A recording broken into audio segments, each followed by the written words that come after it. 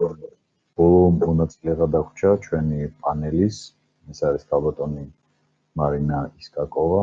ძალიან გთხოვთ გაგვიზიარეთ თქვენი ეკრანი, თქვენი ვიდეო, გავამზადებ საპრეზენტაციო სლაიდს და გავუშვებ.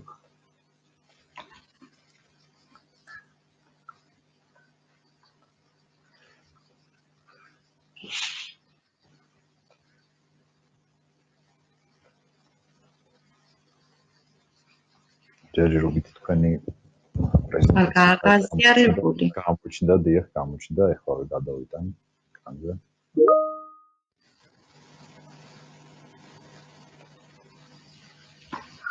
დიახ, ისმენ თქვენ ეთერში ხართ უკვე. მოგესალმები ყველა მაყურებელს, მივესალმები ყველა იმ მასწავლებლებს, ქიმიკოსებს, ვინც მიიღეს Minecraft-ის გამოწვევა და აქტიურად ჩაერთვეს ამ პროექტში. მე ვარ ქალაქ ქუთაისის 33 საჯარო სკოლის ქიმიის მასწავლებელი მარინა ისკაკოვა. მე როგორც ყველა ქიმიკოსი, ძირითადად ჩავთე მერვე კლასი ამ პროექტში. მინდა კიდევ უპასუხო შეკითხვა იყო იმ კითხვებში, რომ ჩემი სკოლა როგორც ყველა დანარჩენი პროექტში ჩართული მასწავლებლები არის ახალი სკოლის მოდელში ჩართული, მიუხედავად ამისა მქონდა გამოწვევები იმის მხრივ, რომ ყველა მოსწავლე ვერ ჩავთეთ Minecraft-ში აქტიურად. ჩემ მერვე კლასში იყო 30 მოსწავლე, თავად Minecraft-ში გააქტიურებული ქონდა Minecraft-ის პროგრამა მხოლოდ 4 მოსწავლეს, დისტანციურ სწავლებაში თითქმის მთელი კლასი იყო ჩართული, მიუხედავად ამისა, ჩვენ მაინც შევასრულეთ 3 კომპლექსური დავალება. მინდა გითხრათ, რომ პირველი და მეორე კომპლექსური დავალება ძალიან გავს იმ დავალებებს, რომელსაც უკვე იყო წარმოდგენილი, ამიტომ მე არ მინდა გავამახვილო ამაზე ყურადღება, ერთ-ერთი იყო ეს ქიმიური ელემენტების გალერეის წარმოდგენა, რომელიც შევასრულეთ ჯგუფურად. მისი ძირითადი თემა იყო ატომის აგებულება. მეორე დავალება იყო ისევ ჯგუფურად შესრულებული იყო გეოლოგიური კვლევა, ანუ მოსწავლეებს უნდათ შეესწავლათ Minecraft-ში არსებული სხვადასხვა სახის ბლოკები ნივთიერებთა დამშლელზე და დაეხარისხებინათ მიღებული ატომები ამა და თუ იმ კრიტერიუმის მიხედვით.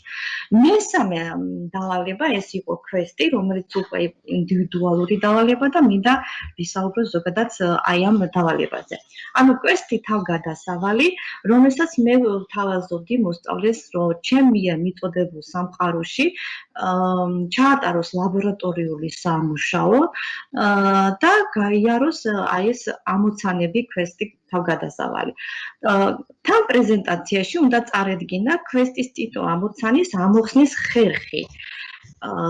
ანუ აქ იყო დადებული 4 სხვადასხვა სახის ამოცანა უნდა მოეხსნა და ამოხსნის ხერხი უკვე პრეზენტაციაში უნდა წარედგინა. და ამ მოგზაურობის სამსახური სურათები უნდა დაედო პრეზენტაციაში და პრეზენტაციაში უნდა ესაუბრა, რამდენად კარგად გაართვა ამ თავი დავალებას, გაუჭირდა თუ არა ამოცანების ამოხსნა, თეორიული თუ პრაქტიკულ მხარეს, რა იყო მისთვის მთავარი ამ დავალებაში და რომელი ნივთიერების ხასიათების ცოდნა იყო საჭირო ამ დავალების შესრულებისთვის. და ბოლოს რა მნიშვნელობა აქვს გაზომვებს და გამოთვლებს ქიმიაში. ანუ ჩემი დავალება უნდა რომ შეიძლება იყოს გამოყენებული მომავალში სხვა მასწავლებლების მიერ, როგორც დამამთავრებელი კომპლექსური დავალება მე-9 კლასში ან საწყისში. კიდევ ვთქვათ, რომ აი ამ მაგალითის მიხედვით შეიძლება გავუკეთოთ ყველანაირი რეკონსტრუქცია, ანუ ცვალებადობა, ანუ ჩავსვათ ნებისმიერი სხვა თემის ამოცანები აი ამ სტრუქტურაში. ჩემი კონკრეტული კომპლექსური დავალება იყო მისი სამიზნე ცნება იყო ნივთიერებათა მრავალფეროვნება. რომლის მიხედვითაც მოსწავლეს უნდა დაუმკვიდროს ტკბილი წარმოდგენა, რომ ნივთიერებებს აქვს რაოდენობრივი მახასიათებლები. ახლა თუ მისმენან ქიმიკოსებმა იტყვიან, რომ აქ არის ზოგი ნაწილი მერვე კლასი, ზოგი ნაწილი მეცხრე კლასი. რადგანაც ეს იყო მერვე კლასის უკვე ბოლო დღეები, ნაწილი უკვე მათ შეეძლოთ შეესრულებინა, ნაწილი დავალების უკვე ასე ვთქვათ მოვამზადე მომავალი მეცხრე კლასისთვის. ანუ რა მახასიათებლებზე იყო გათვლილი ეს დავალება? ფარდობითი ატომური და მოლეკულური მასა, ნივთიერების მოლეკულური მასა, მოლური მასა, მოლური მოცულობა, რომლითაც მიხედვით ბავშვმა თუ ეს მკვიდრი წარმოდგენა დაიმკვიდრა, გავა ეროვნული სასწავლო გეგმის შესაბამის შედეგებზე. აი მინდა განახოთ ახლა ეს ჩემი კვესტის პირველი პოზიცია, სადაც გამოყენებული Minecraft Education-ის ყველა შესაძლებლობები, ეს არის ლაბორატორიული ცდები. ხედავთ სურათზე მარცხნიდან პირველი ეს არის ელემენტების კონსტრუქტორი, სადაც მოსწავლემ უნდა გაიხსნოს პერიოდული სისტემა და აი ამ ატომის აგებულებასა და მიღებული ცოდნის საფუძველზე უნდა შექმნა მაგნიუმის 1 ატომი, ჟანგბადის 6 ატომი და აზოტის 2 ატომი. მე უნდა გადაინაცვლოს მეორე მაგდა ეს არის შემრევი და უკვე აქ შექმნას მაგნიუმის ნიტრატი. შესაბამისად აქ უნდა გაიაზროს, რომ მაგნიუმის ნიტრატში არის მაგნიუმის 1 ატომი, ჟანგბადის 6 ატომი და აზოტის 2 ატომი. ანუ შეფარდება ატომების უნდა გაიაზროს და თუ არა ზუსტი რაოდენობით დადოს ნაერთების შემრევში, ვირანაირად ვერ მიიღოს მაგნიუმის ნიტრატს. შემდეგ უნდა გადავიდეს მესამე მაგიდას და სადაც ეს არის ლაბორატორიული მაგიდა, სადაც შეუძლია მაგნიუმის ნიტრატის დაშლა ჟანგბადის არეში. თუ სწორად შეიტანა პროპორციები ნივთიერების, უნდა გაშდეს კაშკაშა ცეცხლი, რომლის ჩაქრობაც მაგალითად შეიძლება წყლით ან ყინულიანი ბლოკებით, რომელიც აქვს წინასწარ დადებული ყუთში და თუ ეს ყველაფერი გადაინას და კვესტი თავაზობს, რომ გადავიდეს ირინა მასწავლებელთან და უპასუხოს შემდეგ კითხვებზე. ირინა მასწავლებელი წარმატებით ულოცავს, რომ ბავშვებმა ექსპერიმენტი ჩაატარეს და ახლა უნდა გამოთვალოს მაგნიუმის ნიტრატის ფარდობითი მოლეკულური მასა. შესაბამისად მაგნიუმის ნიტრატის ფარდობითი მოლეკულური მასა რომ გამოთვალოს, მოსწავლემ თქვენი პრეზენტაცია გაიჭედა, ამიტომ მოდით მე ჩემი კომპიუტერიდან გავუშვებ ამ პრეზენტაციას, რომ კარგად გამოჩნდეს, ასე საუბრობ. და ბატონო, გაზიარება გავთიშო, ხო? დიახ.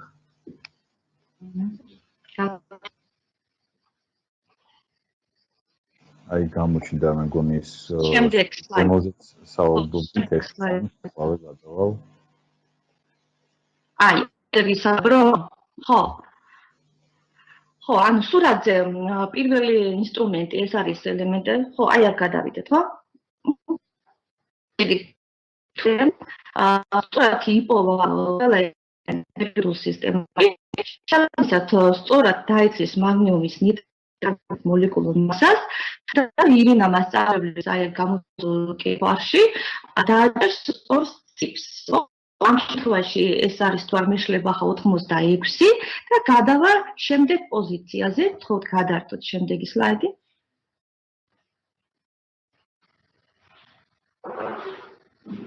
ცოტა მეც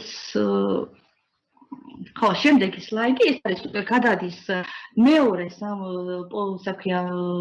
სამყაროში, ანუ მეორე ოთახში, სადაც ხვდებათ უკვე მარინა მასწავლებელი, რომელიც თხოვს ისევე თამაშის პროცესში თხოვს ბავშვებს, რომ დაიკავონ თავისი ადგილი და ყურადღებით გაეცნონ ამოცანას, რომელიც დადებულია დაფაზე.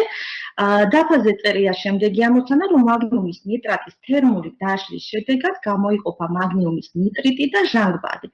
შესაბამისად უკვე ეს მერვე კლასელს შეუძლია, რომ აღწერის მიხედვით დაწეროს ქიმიური ტოლობა, გაატოლოს დაითვალოს მიღებული პროდუქტების კოეფიციენტების ჯამი, განასხვავოს საწყისი ნივთიერებები, განასხვავოს მიღებული პროდუქტები რა არის და დაითვალოს მათი პროდუქტების კოეფიციენტების ჯამი. თუ სწორად დაწერა ტოლობა, თუ სწორად გაატოლა, მან უნდა დააჭიროს შესაბამის ღილაკს, ანუ 1, 2 თუ 3, თუ დააჭირა 2-ს, გადავა შემდეგ სლაიდზე ბატონი გიორგი და მოხდება მესამე ამოცანის ადგილას.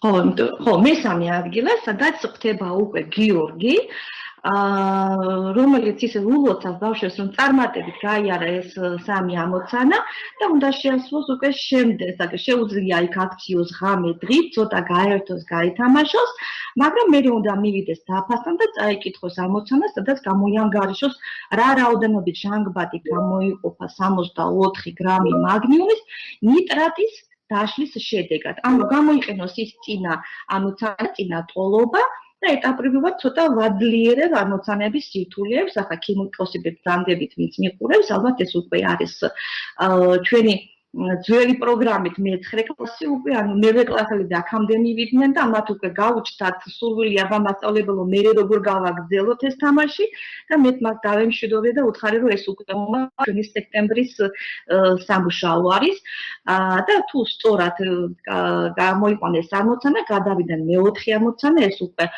უფრო რთულია, სადაც უკვე მოლური მოცულობა უნდა იცოდნენ მოსწავლეებმა, ანუ გამოითვალ რამდენი რა მოცულობის ჟანგბადი გამოიყოფა 64 გრამი მაგნიუმის ნიტრატის დაშლის შედეგად.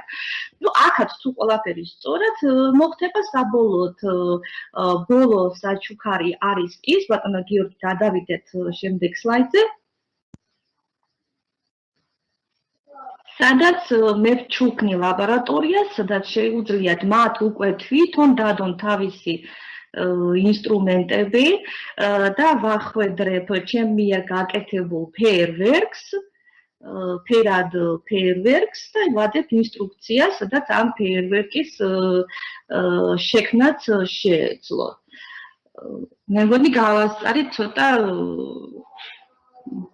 მოვლენებს.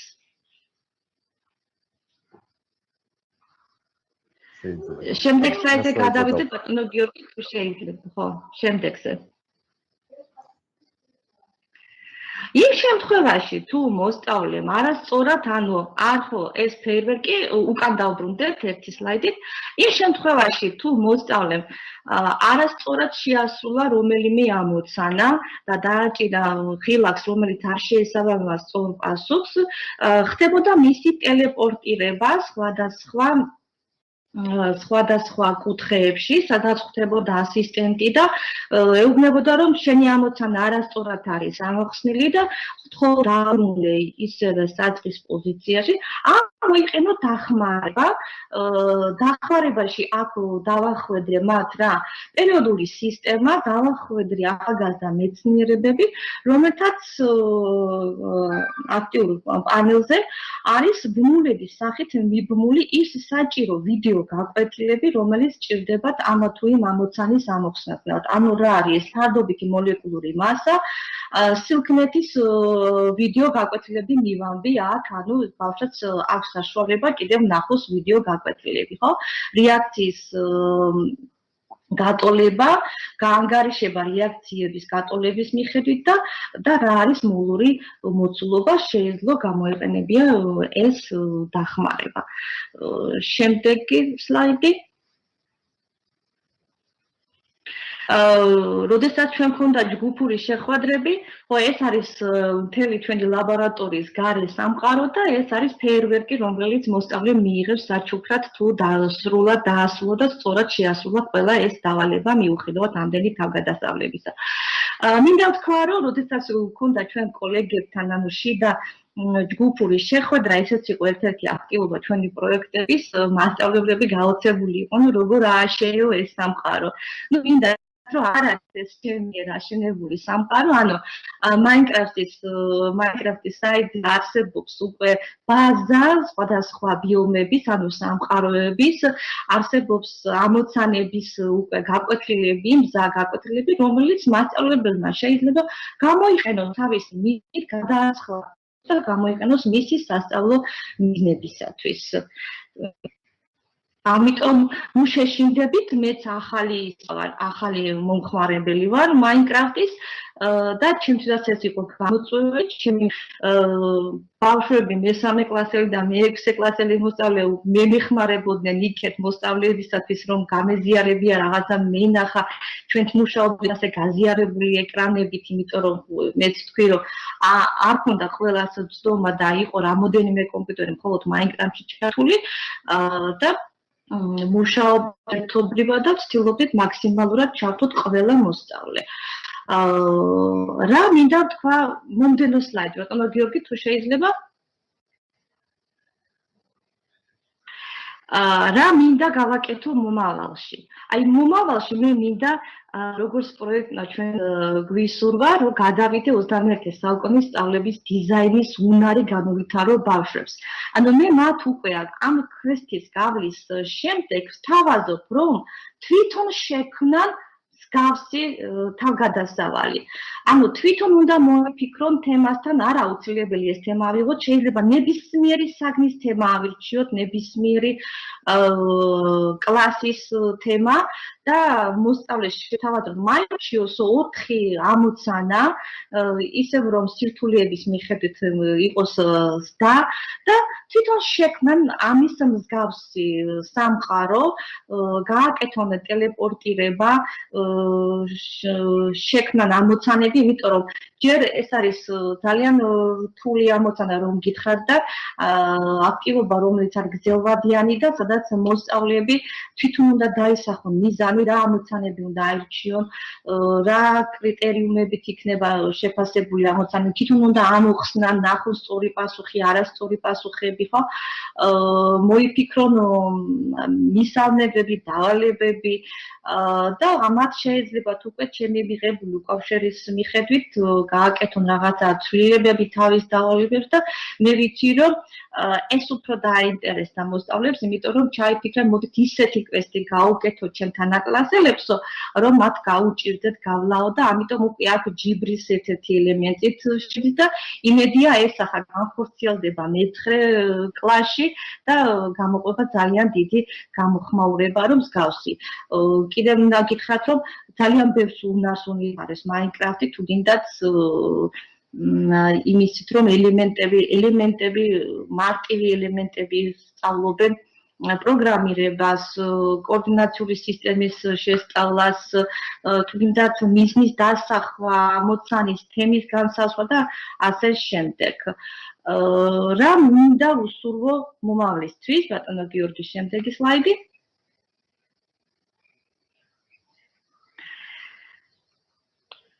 ყველა მეტად შევხვდეთ Minecraft დადებითად, ხო?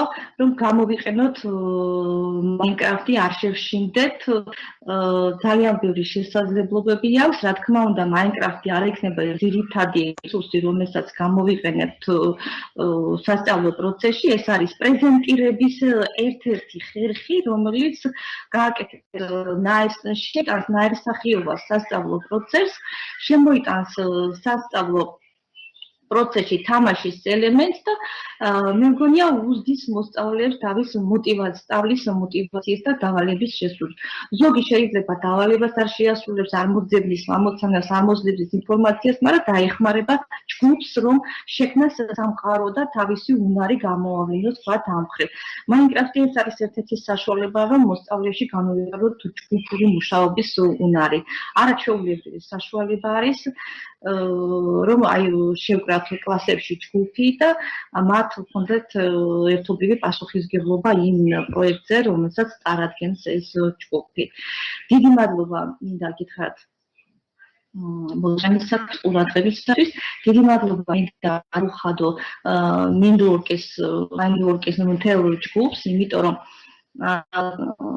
უცხო ხალხს მინდა უთხრა რომ უზომო დიდი შრომა აქვს ჩადებული აი მაინკრაფტის დანერგვის პროცესში 160 სკოლა არის ახალი სკოლის მოდელში ჩართული 160 თუ 140 მასწავლებელი ყველასთან გადიოდნენ პირადად ურთიერთობდნენ პირადად უკავშირებს გვაძლევდნენ რაც ძალიან მნიშვნელოვანია პედაგოგისთვის რომ როდესაც რაღაცას გააკეთეს რომ პედაგოგს კომპეტენტურმა ადამიანმა ფასოს და სწორად მიდის, იმიტომ რომ მე პედაგოგიც ხდება უფრო თავდაჯერებული და თავდაჯერებული პედაგოგი ხდება ყველა ჩვენ მოსწავლეთა ნაცვლად. მადლობა ბატონო გიორგი, მადლობა შორა ფონდის დანარჩენ წევრებს, ბატონი ხატიას, ირინას, მე კიდე არ გამომჩეს. მადლობა და უსურვებ წარმატებას თქვენ და წარმატებას მაინკრაფტს და მის ჩაშენებას სასწავლო პროცესში. ძალიან დიდი მადლობა.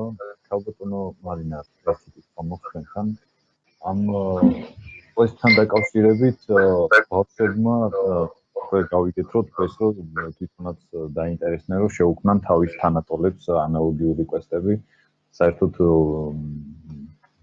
იქ გამოიყენება ხოლმე ესეთი მეთოდები როცა მაგალითად ბავშვებს ამზადებინებენ რაღაცა თავსატეხებს კი არა და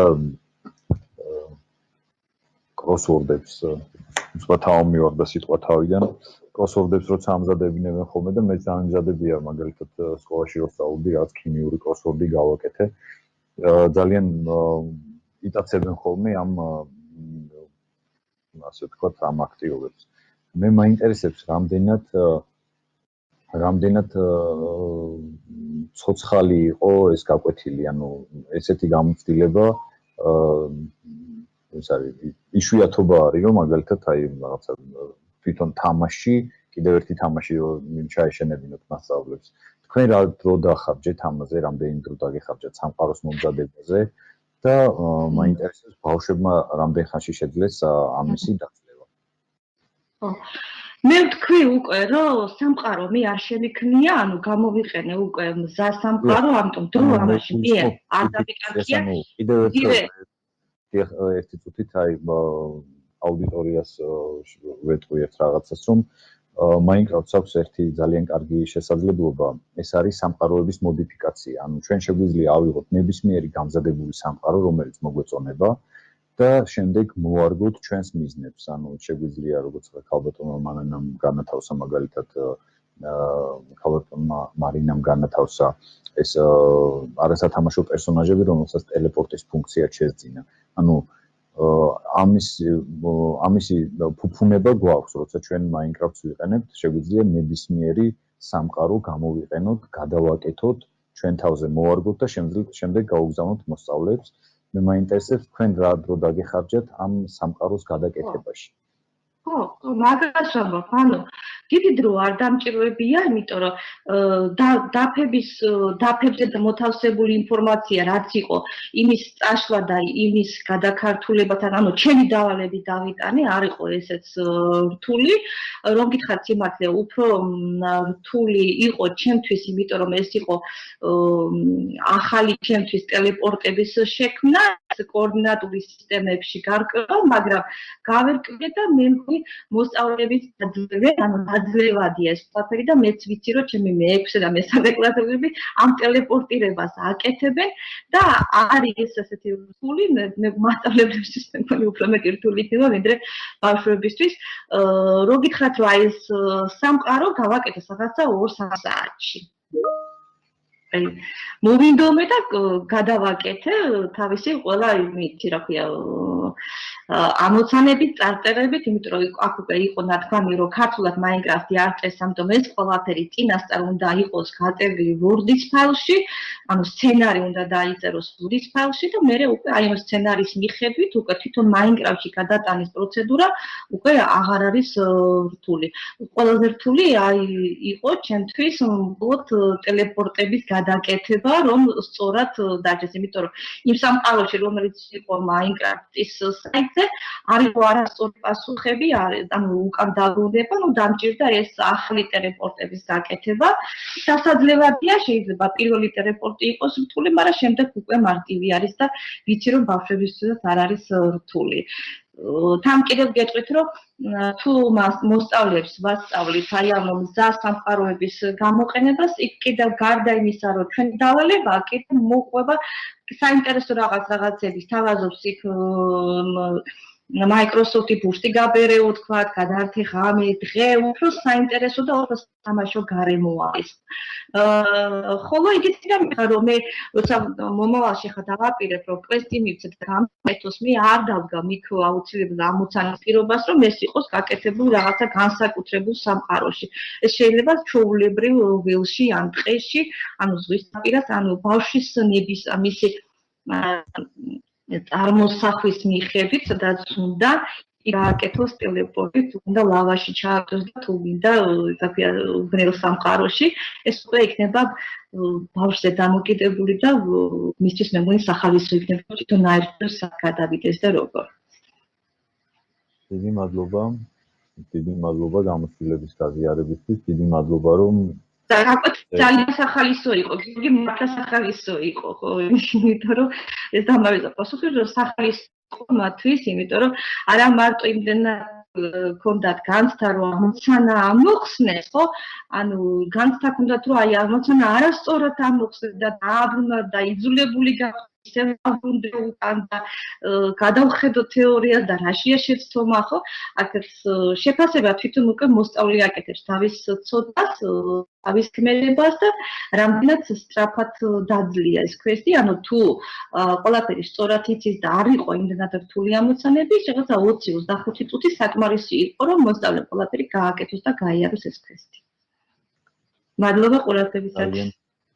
ძალიან დიდი მადლობა ამ უმწურავი პასუხისთვის. მე მცირე შეჯამებასავით გავაკეთებ Minecraft-ში ქიმიის სამყაროს შესაძლებლობებზე, ვინც უკვე დასკვნით ნაწილში შემოგვიერთდა. საერთოდ სხვა საგნებისგან განსხვავებით, Minecraft-ში ჩვენ გვაქვს ქიმიური აღჭურვილობა, რომელთაც შეგვიძლია სხვადასხვა ქიმიური ელემენტების სინთეზი, შეგვიძლია დავასინთეზოთ ქიმიური ცხრილის ყველა ელემენტი და პლუს ამ ელემენტების იზოტოპებით სულ გამოდის 400-მდე ვარიაცია. გარდა ამისა, შესაძლებელი არის 30 სხვადასხვა სახის ნაერთის მიღება ამ ქიმიური ელემენტებით და შემდეგ შესაძლებელი არის უკვე ამ ნაერთებით მივიღოთ ან გავაუმჯობესოთ ის ნივთები, რომელიც Minecraft-ში გვხვდება, მაგალითად, შეგვიძლია გავაკეთოთ საჰაერო ბუშტი, რომელიც ჰელიუმით იქნება გაბერილი და გაფრინდება, შეგვიძლია გავაკეთოთ ჩირაღდანი, რომელიც წყალქვეშ არ ჩაქრება და ასე შემდეგ. ანუ ელემენტების კონსტრუქტორში ბავშვი ძალიან კარგად ხვდება ურთიერთკავშირს ატომის ნაწილაკების რაოდენობასა და ელემენტის სინთეზს შორის, ანუ თვითონ ირჩევს რამდენი პროტონი, ნეიტრონი და ელექტრონი შეურიოს და შესაბამისად იღებს ამ ქიმიურ ელემენტს. გარდა ამისა, ჩვენ შეგვიძლია იქ ქიმიური ანალიზის რაღაც იმიტაცია გავაკეთოთ Minecraft-ის სამყაროს სხვადასხვა ელემენტების დაშლით და მისი შემადგენელი ქიმიური ელემენტების დათვალიერებით. ასევე ძალიან საინტერესო არის თვითონ ის მომენტი, რომ Minecraft-ი გვაძლევს, აი როგორც ქალბატონმა მარინამ გამოიყენა, ჩვენ Minecraft-ის საშუალებას გვაძლევს, რომ ამ თამაშში დამატებით ჩავაშენოთ ისეთი თამაშები, მაგალითად, როგორც ტელეპორტების სახით, გამოკითხვის, ანუ სწორი პასუხების გაცემის შემთხვევაში რაღაცა დაფარულ მდებარეობაზე მოხვდებით. ისეთი რაღაცების გაკეთება შეგვიძლია, რაც ბავშვს დაინტერესებს, რომ ცოდნა მოიძიოს, ამ ცოდნის გამოყენებით გაიაროს, დაძლიოს რაღაცა სირთულეები, მიაღწიოს წარმატებას. ასევე ძალიან მნიშვნელოვანი არის ის მომენტი, რომ Minecraft-ი ჩვენ საშუალებას გვაძლევს, რომ ბავშვებში განავითაროთ თანამშრომლობის უნარჩვევები. ბავშვები ძალიან კარგად და სწრაფად ითვისებენ ამას, ინაწილებენ როლებს, და იმ შემთხვევაშიც არის Minecraft-ის გამოყენება შესაძლებელი, როცა გუნდის ყველა მოსწავლეს არ აქვს წვდომა, პირდაპირ წვდომა თამაშთან. ჩვენ პროექტში ჩართული ბავშვები პირობითად აი შემდეგი სქემით მუშაობდნენ, გუნდში ინაწილებდნენ როლებს, ერთ ბავშვზე, რომელსაც შეეძლო თავისუფლად Minecraft-ში თამაში, მოდიოდა რამდენიმე ბავშვი, რომელსაც არ ჰქონდა პირდაპირ წვდომა ან კომპიუტერთან, ან მის კომპიუტერზე არ ხენდებოდა ეს Minecraft-ი. ბავშვები ჯგუფურად მუშაობდნენ იმ ამოცანებზე, რომელსაც მათ მასწავლებელი უსახავდა.